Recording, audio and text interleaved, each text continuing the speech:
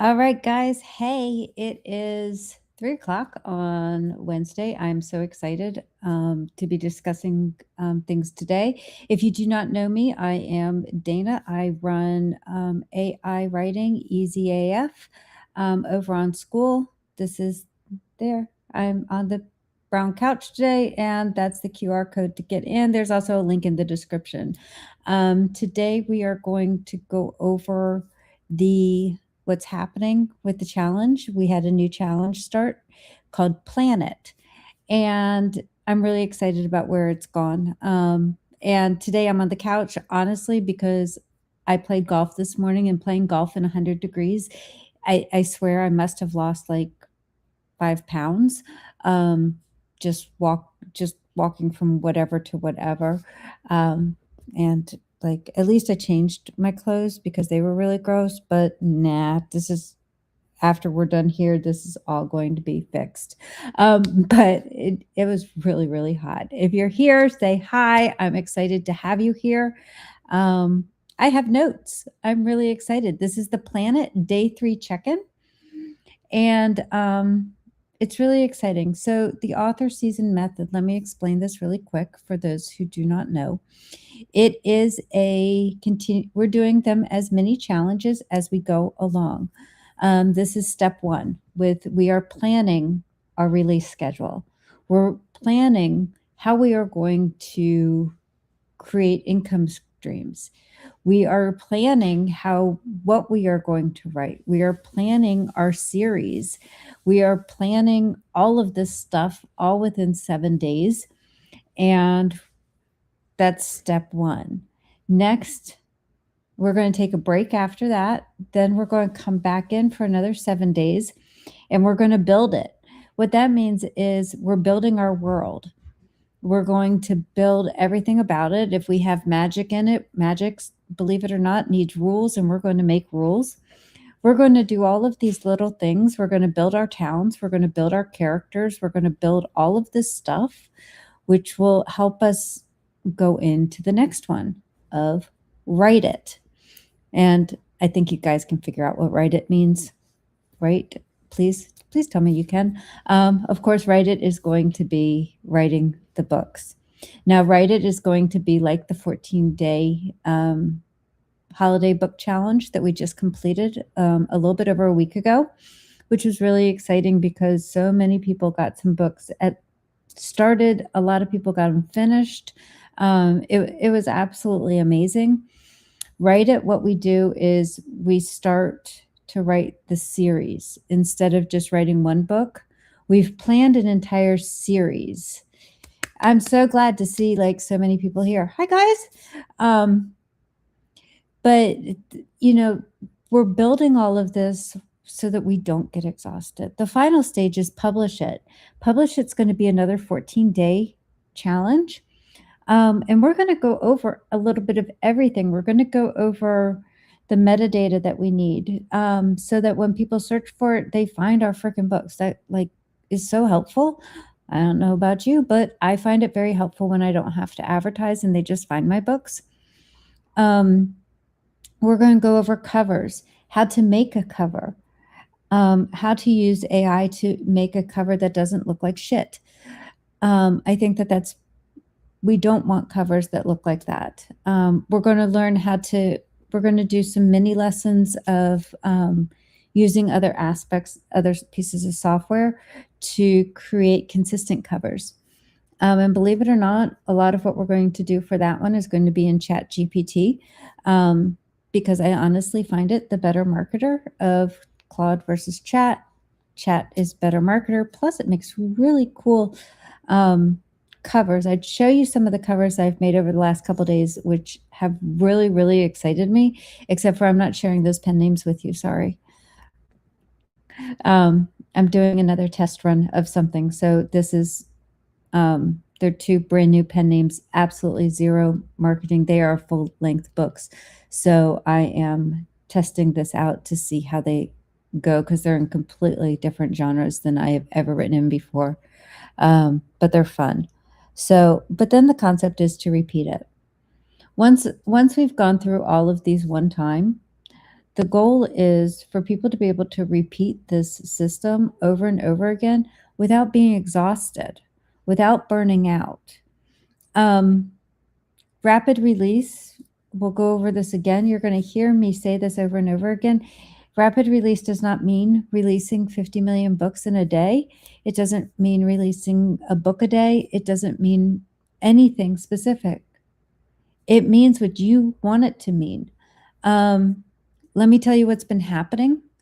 The whole concept is for this whole thing to make your business, also known as your business, sustainable. Again, without burning out. So we've had a ton of people joining in on the challenge. I've gotten email responses. I've gotten DMs about it, people that aren't necessarily always posting, but we've got the comments posting. We've got people joining in late, which is fine. I mean, guys, we're not on a set schedule. Start day one. It's not a problem. But the authors that we're working with, all of you all that I see and hear, and I can't see everyone. Again, say hi. They're not just simply just picking out stories to write, which is what we did last time, right? Which was a lot of fun. But you're making business decisions. You're making this into a sustainable business plan for you. This is what I feel comfortable doing, and this is what I'm going to do. And if that's a book every 3 months, then that's a book every 3 months. And that's completely understandable. And I totally get it. That's why I said it's not just whatever. So goals that we've already had come through. One person, like I just said, publishing 1 book per quarter. Perfect. Why? Because that's sustainable. It's absolutely sustainable. Completing 4 seasonal releases. So every season, 4 releases during the season. That's also sustainable. Searching for a specific royalty target. I like these things. Royalty targets are sometimes a little bit hard, especially with KDP, because KDP decides how much we make. So for that one, I usually tell people, I'm like, shoot a little bit higher than you're thinking. But I also enjoyed, and the way that I mentally do it is I want X number of dollars per day. So if you're setting up to go to a royalty target, plan on per day or per week. I have specific goals for mine. I want to do a certain number I want a certain number of dollars to come into the account per day for Amazon. So hello. So keep saying hi. I love it. It makes me feel really kind of nice. Some people are working on improving their series read-throughs. Totally get that one. That one is like if you can get people hooked on book 1 to book 2 to book 3 to book 4, et cetera, et cetera, et cetera, that's huge because you don't have to win that person over again. Once you've won them over and they've gotten to the second book, deliver on your promise and you keep going. I'm doing that right now, and I'm reorganizing and rewriting a couple of the pickleball mysteries because those get released every 3 to 4 weeks. And then I'm taking a break after book 5. Oh, from New Zealand. That's so cool. Okay. That's like so awesome. I think that you would technically be the furthest one away from me. So I'm in Florida. So hi. But I need to follow through with the promise, right? So I check this one actually has pre-orders that go up, and I check my pre-orders all the time. And I had 4 pre-orders for the first one, 4 pre-orders for the second one, 4 pre-orders for the third one. So I'm getting at least 4 people. I know that doesn't sound like a lot, but that to me is just fine. It's 4 people. That doesn't include the people that are reading Kindle Unlimited. These are the people that are buying the book, not just, they're all just buying the ebook. But I decided for my own sustainability, my own sanity, was that, and also, we all know that during the holiday times, like December, sometimes people will not buy as many books, but then all of a sudden in January, right after, everyone got their brand new Kindles for Christmas, and all the gift cards that come through, right? They end up buying more books. So I'm preparing for that as well. I've decided after book 5 is released, I'm doing a mini Christmas book, a 5.5, and then we're going to continue on probably in February with book 6. So I'm taking a 2-second break there. While book 6 is being done, I'm probably going to combine all of the first set of books into one big ebook and release that as well. Because there's a prequel as well to that.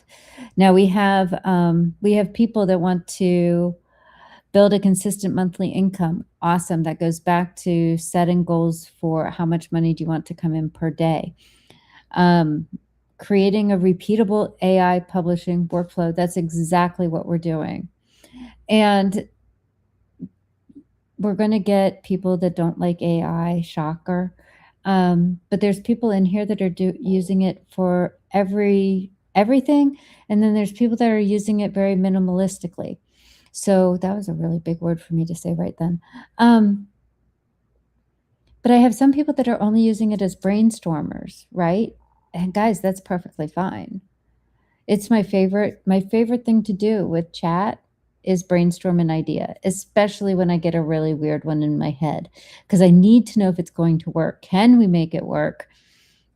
What can we do to make it work? And what can we do to do this? I'm going to go with this for a second because a couple people have said the VIPs in our group I released a more detailed market analysis, monthly market report for August of what was going up and what was going down. And a couple of people are getting a little bit upset about that because the genre that they're comfortable in might not be like as profitable right now for writing to market. Instead of looking at that, look at the different tropes. Look at unique tropes. Look at unique trope combos that will work together. This is one of my favorite things to do. It's a mashup. I really want you to think of like one trope and then another trope and say, can I mash them together? Do I have any examples of that right now? No, I do not, because my brain is just not there. I left it out on, I think, hole 12 today on the golf course. But come up with some unique ideas. The genre can stay the same. And yeah, certain genres are like, there's going to be a flow, right? Right now, we're going into what season? Halloween. So what's selling more right now? If you guys looked at it, I mean, horror. Hello, horror is coming up. And so they're like, I don't write horror. That's one of the pen names that I'm doing. It is actually a horror type book that I'm testing out, and the covers turned out so awesome, but I'm not sharing. But that's the type of thing. So come up with some ideas, come up with tropes, brainstorm constantly with either ChatGPT or Claude. Do it within chat versus into a project, because you can always bring that chat into a project, but you can't. That's how I ended up with like a whole extra bunch of, excuse me. I ended up with a whole bunch of extra projects just from me trying to brainstorm, and it doesn't really fit anywhere within any of the pen names that I already have that are active, which would automatically mean at least I had an audience. And both of them were like, no. I'm like, well, crap. So I'm like, okay, well then I need a name. And so I now have 2 new names. And what's kind of funny is I actually really like the names themselves. And I like the covers that were designed, and I like the stories. So we should be pretty good on this whole thing. But here's the biggest thing. People inside the group right now are moving from I want to write more, because that's easy to say, right? For us to say, my goal is to write more books. My goal is to publish more books. That's anyone can say that. That's not a goal, is it? They're moving from that to defining what success actually looks like, sustainable, to create a business out of it. Because just saying that you want to write more and publish more books, great. Okay. You could do that very quickly.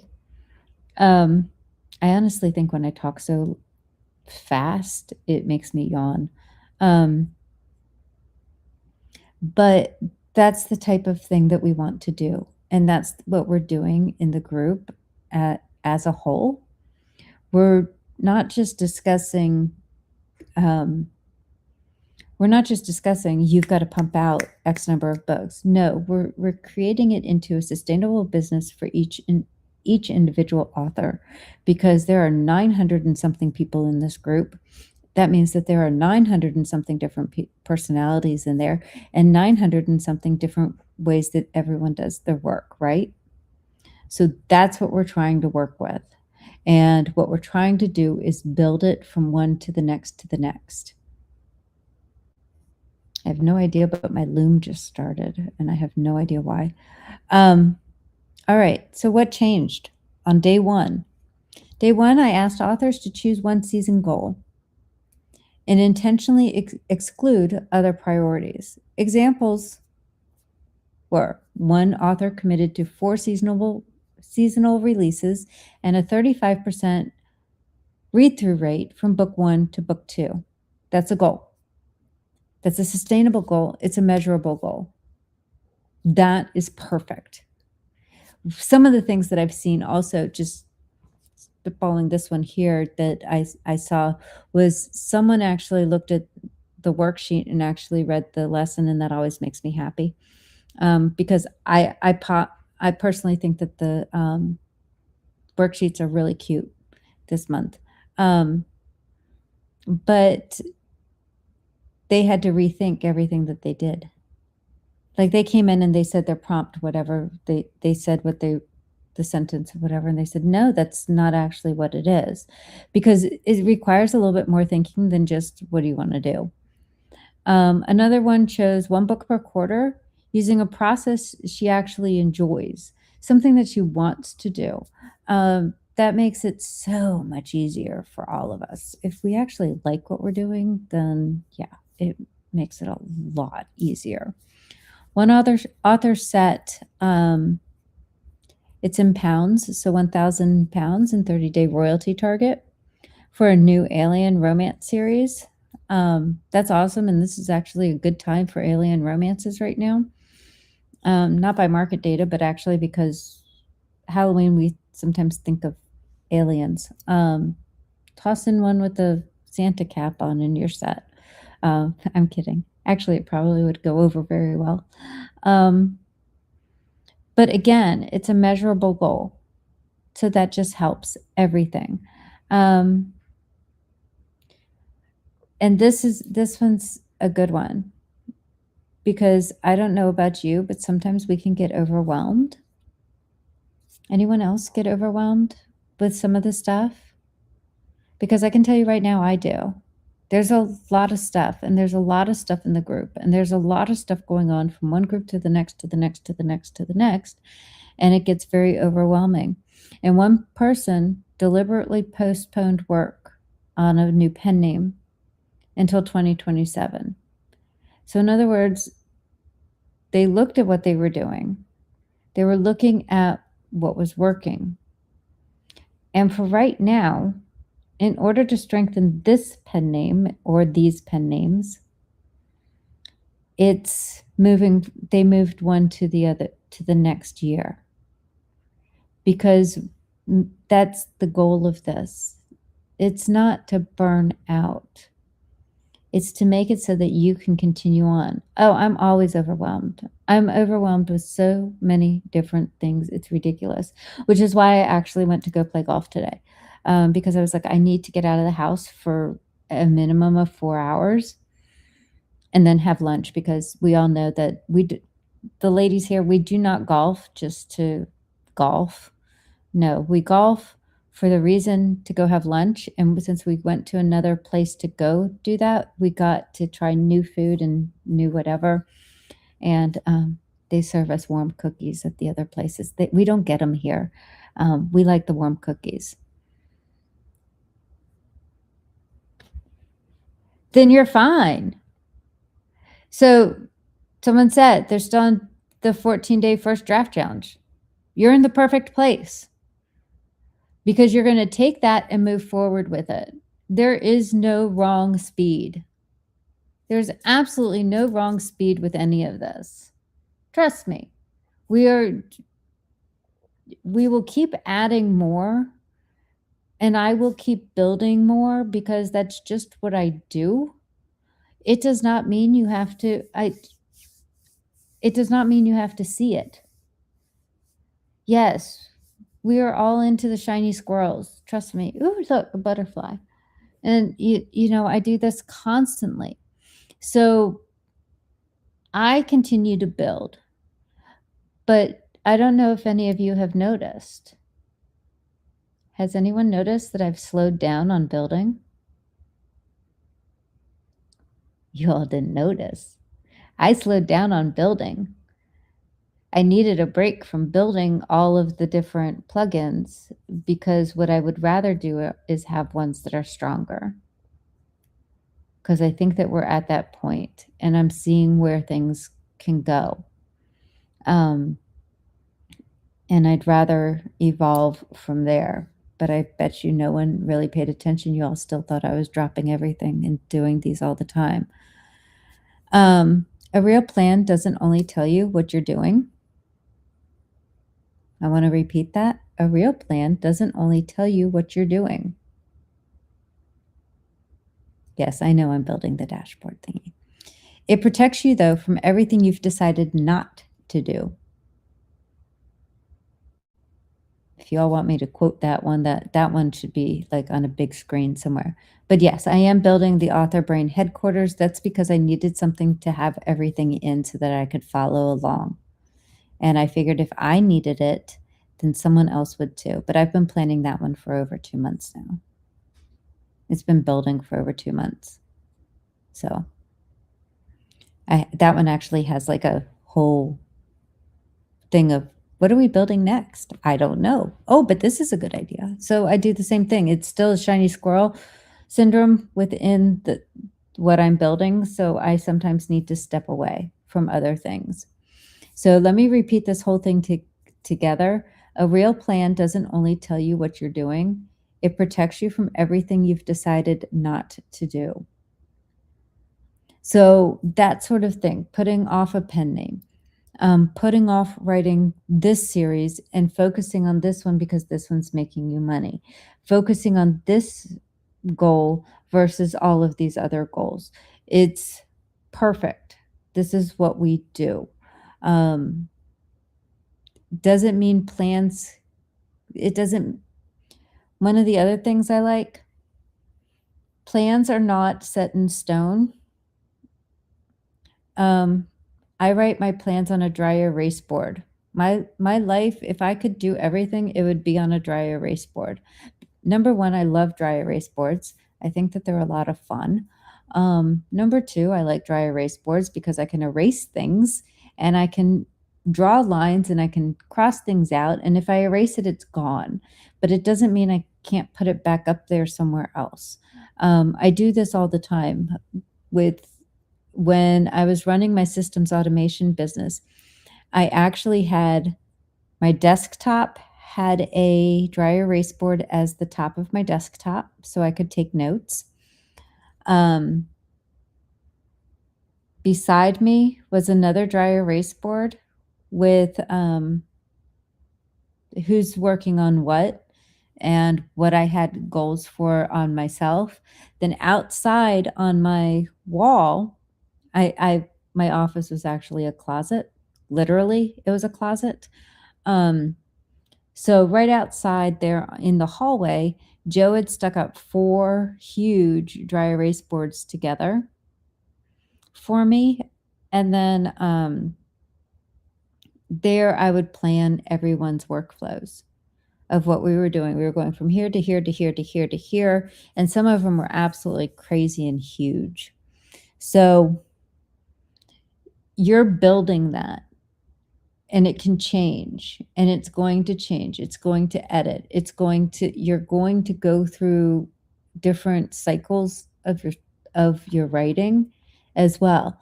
Because if you do an entire season, say you do an entire season and your season lasts 4 months, okay? Right? Say you do your season and your season is 4 months long.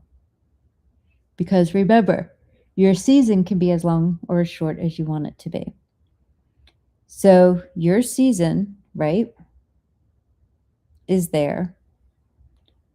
Now you've looked back at the season because you evaluate what's working, and those books aren't catching on one of your pen names. They require too much work to continue to do whatever, to continue to even get one sale. They're just not carrying themselves. Guess what you get to do? You can say bye-bye to the entire series. I've done it. Some of them I'm going to bring back because I like the series. It's not necessarily that they liked them, but I want to read them again. So we can reevaluate what's working, and when you do it in shorter groupings, you can figure it out, and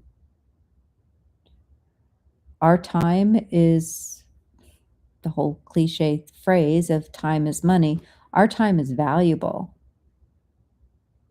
and we need to treat it as being valuable. So on day 2, look at this. That was like all of just day 1 of all the stuff that happened, okay? Day 2, authors defined the emotional promise that brings readers back.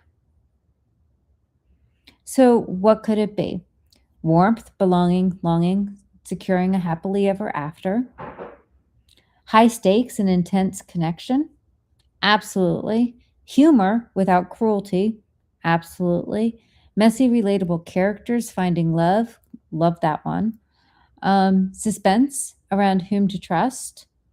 I get that. I love those type of things, and I'm really weird. I like cliffhangers, but I can't really write them very well, but I like cliffhangers.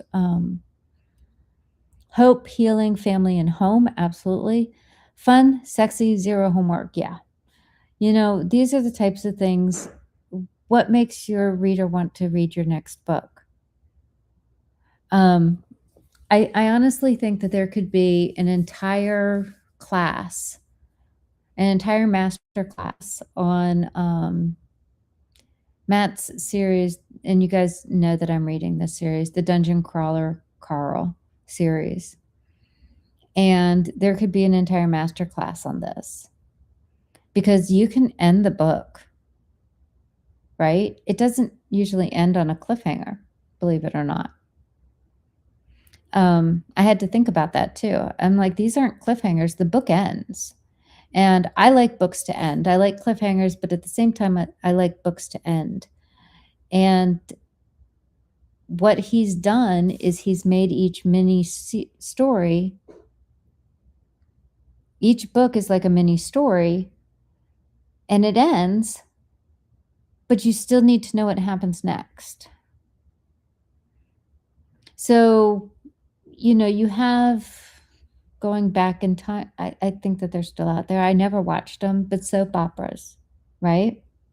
Soap operas continue on and on and on and on and on. I don't think that they ever truly ever end. I really don't. Does anyone watch those things? Is General Hospital still going?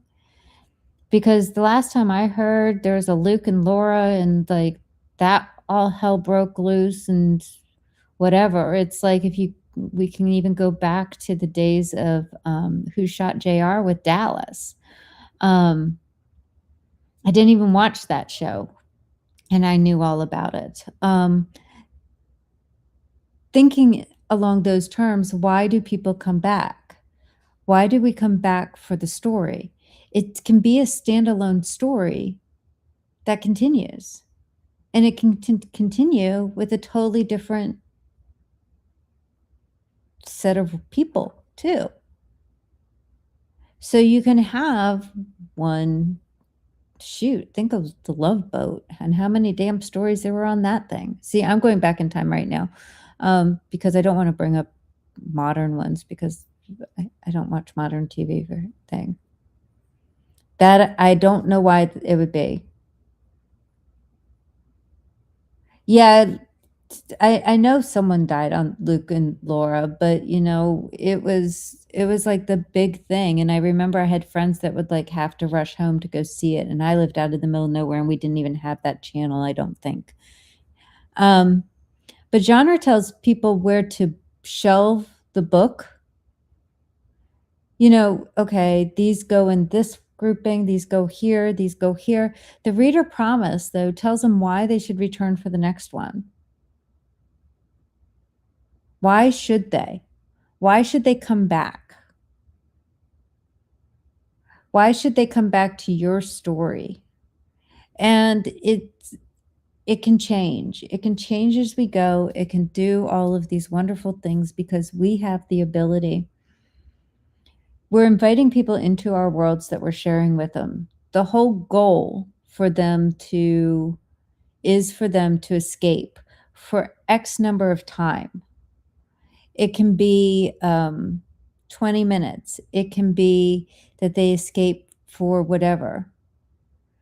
Some of the books that I'm writing, they are 60 to 90-minute reads. That's just one sit down to read it. They'll sit down, they read it, they're done. They're done with the story. One of the things I tell Joe at night when we want to watch a TV show, whatever, I'm like, fine, we have to pick something that ends. I can't pick something that's going to make me have to sit through the next one or wait until we decide we feel like watching TV again, which for us sometimes is like the next week before I watch the next show. So I'm just not going to do that. So that's the same thing with the books. Do they need to click on the next book? Or can they wait a little bit for it? But will they come back for it? And if you make the world somewhere where they want to be, they're going to come back whether they wait or not. There's authors that have been doing that forever. There's certain authors that I actually pre-order books. There's only a few of them that I actually pay for extra books, but there are some that if they put out a book, I will buy it. And I will pre-order it, and I will get very excited when it shows up randomly because I forget that I pre-order it. Then it shows up on my Kindle, and I'm very excited. There's also certain books that can tear at you so emotionally that there's one series I refuse to finish the last book because I really don't want to, because the next to last book made me cry, and I was upset, and I didn't want to finish the last book because I had a feeling of what was going to happen. Now, the author, I've talked to her quite a few times, and it's so funny. She's like, Dana, you really can finish the book. It's really okay. I'm like, no, I really can't. I'm like, I think that you did something, and I'm not ready to do that yet. And I'm not ready she's like, Dana, it's been 3 years. I think you can handle it. I'm like, nope, I'm not going to. And she's like, you own the book. Just read the damn thing. Nope, I don't want to. Because I think she's killing off characters, and I don't want the characters to die because I like them. So that's the type of thing. So day 3, we went into day 3, that's today. Believe it or not, day 3 is today. And we explained that a series needs 2 things: a recognizable constant, a fresh reason to read each book. Okay? So constant, let's use this one as an example. A standalone holiday romance, and everything has the same emotional payoff, right? The variable is a different holiday or a different secondary trope. something like that. Marketing advantages, 9 holidays, 9 tropes, 1 constant. The calendar does the marketing for them. That's brilliant. That's what you need, right? So it works because the readers immediately understand the series. Every book has an individual hook. The books feels connected without feeling repetitive, and the release calendar naturally supports the concept. So it kind of makes it easy to go from one to the next to the next. So this is what I'm going to talk you through this. We're not going to do this particularly live. I'm going to go through all the questions that you need to start asking yourself to make this happen, from one idea into 3 books. I come up with a lot of one idea things. They don't always work into series. Sometimes they do. And I will tell you that chat really likes to make things into series. So if you ask him if it could be a series, I guarantee you he will come up with a way to make it a series for you. So ask the audience. That's you guys. All right, let's start off with a genre. Give me a genre. And I'm going to type a couple ideas, but I'm not going to show you the screen because there's other stuff going on behind the screen that I can't have stopping or delaying right now. But let me see. Hold on. Actually, maybe I can do this with chat. Not chat, but new. Nope. Can't be there. Home. All right. He wants to noodle, so we'll noodle. All right. Hold on. All right, guys. I need a genre.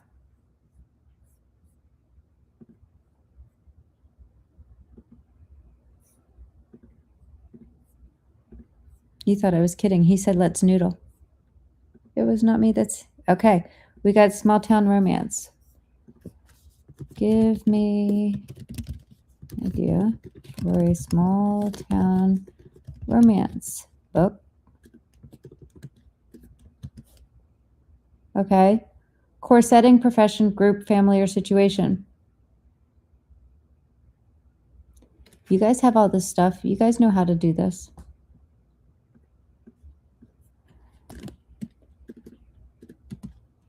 In a well-focused around, let's do, well, I'm in Florida, so a coastal Florida town. Well, we already said small town.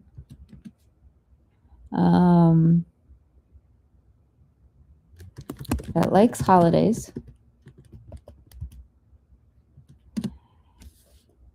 With a heart-tugging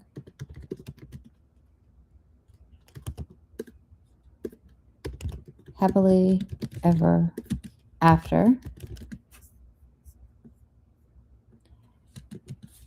See the main idea in one sentence.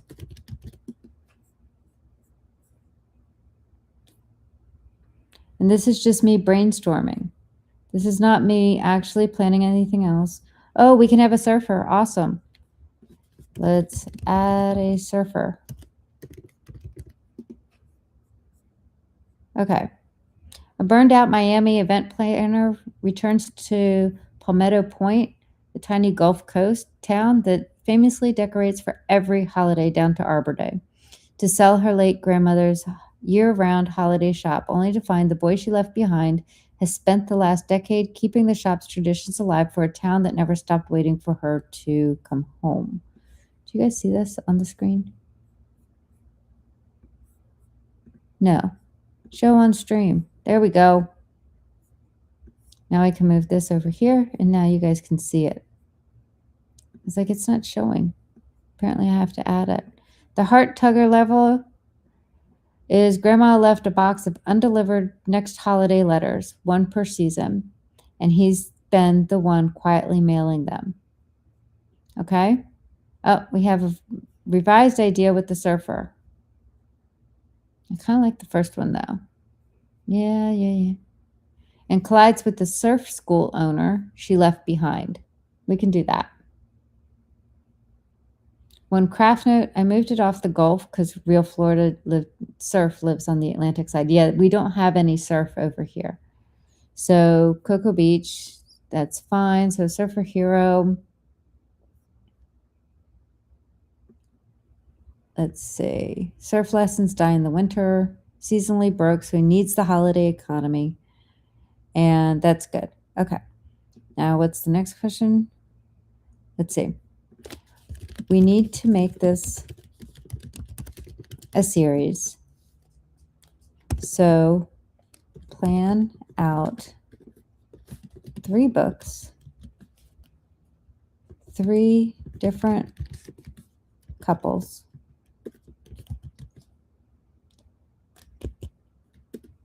a recognizable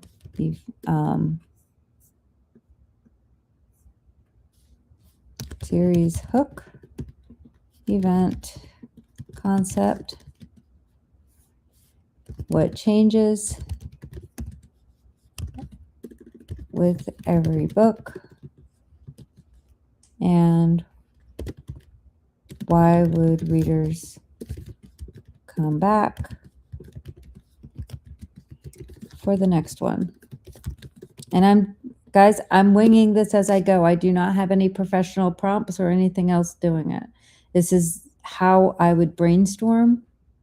My ideas aren't usually normal like this, but this is what I do. Step 3 would be create. Well, let's see what it gives me first before I tell it to create something else.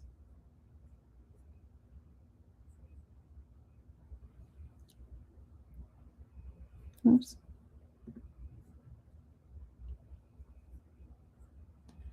So let's see. When she dies, she leaves behind a locked display case of sealed letters, each addressed to a different person in town, each marked with a holiday, and the instruction do not open until. 1 letter, 1 holiday, 1 couple, 1 book.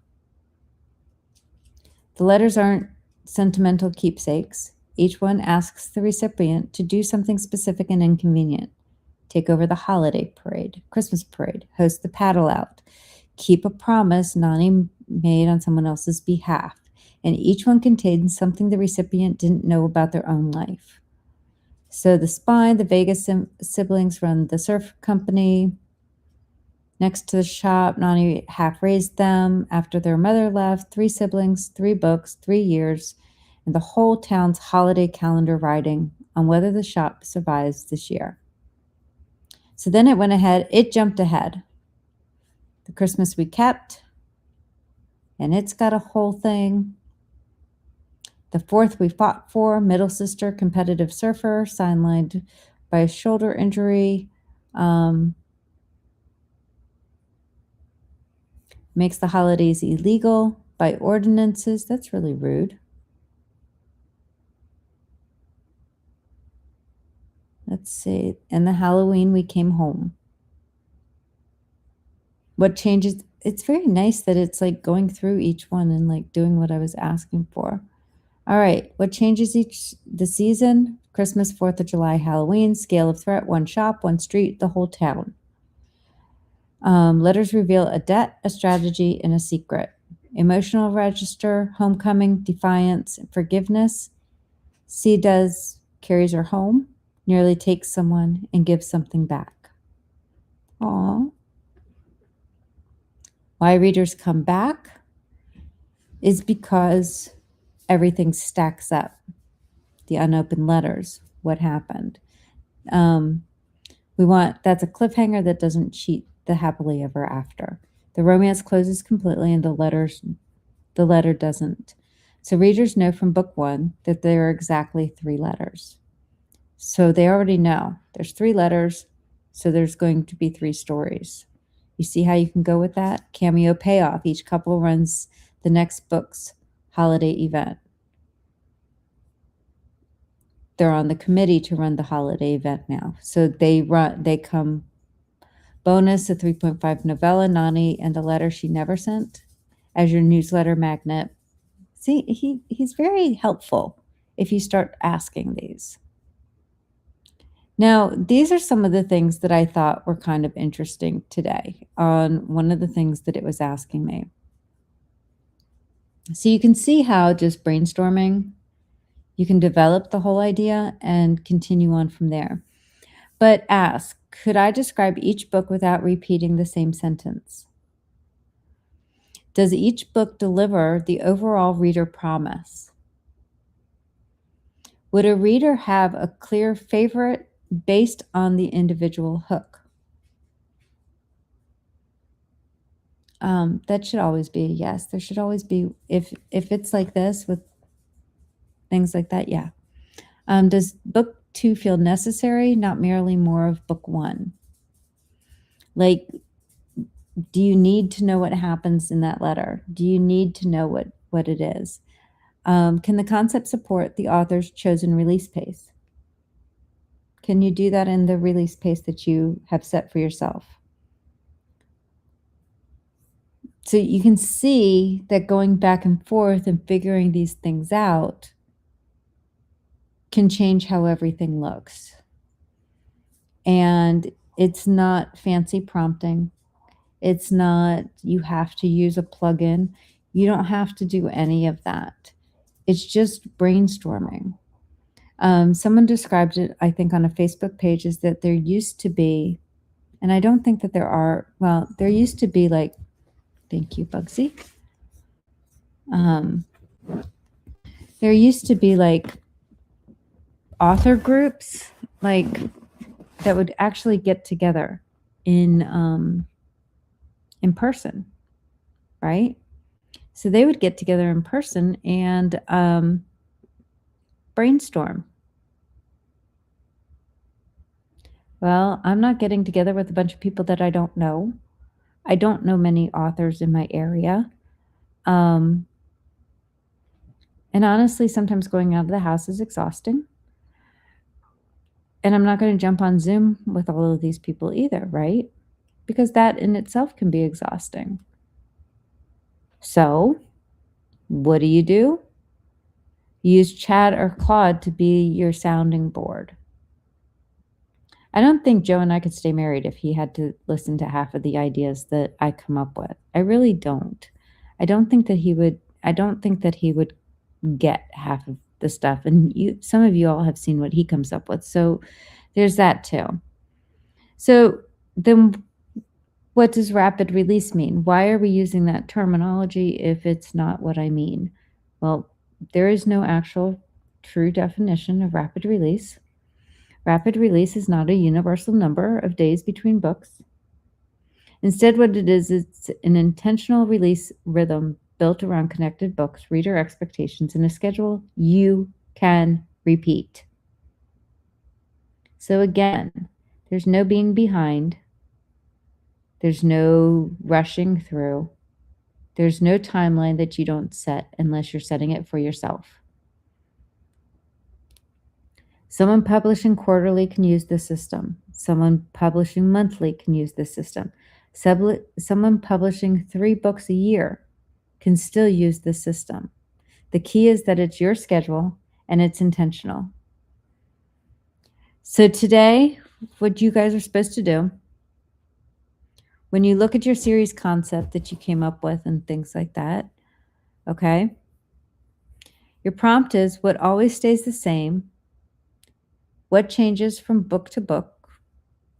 And why will readers come back? Those are your 3 questions. By the end of plan it, not planet, you're not leaving with just another pile of ideas. You're leaving with a clear author season and the decisions that are needed to build it. You've made the decisions that are building the season that fits you, your lifestyle, your business. If this is, I know that there are some people that come in and watch this afterwards. If you guys do want to come in and take a look around, the school classroom is right boop, boop. I can never figure out. I hate mirrored things, so it's there. I moved it. You can use the QR code. The link's also in the description. And I'm excited to see what people have coming up. I really do. We have everything from aliens to monsters to, I think we still have serial killers going. We, of course, have every type of romance that's out there for this one. So I'm excited. I've seen some sapphic romance. I've seen some male-male romance. I've seen some trans romance coming through. So I'm excited with everything that's going on. I always get excited when people build what they want to and what's making them happy to do it. If like you did get one of the if you did get the reports or see the report, it's not the gospel. It's what's working the day that I ran the report. Someone was worried about clean romance. K-Lytics just came out with the new K-Lytics report for clean romance, clean and sweet romance. Go look at it. Trust me, it's there. It's still working. All because something says that it's oversaturated.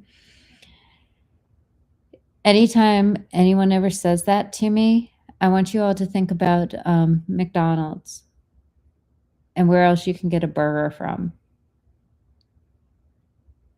There are 4 places down at the end of my street that serve burgers, and that's without even crossing the street.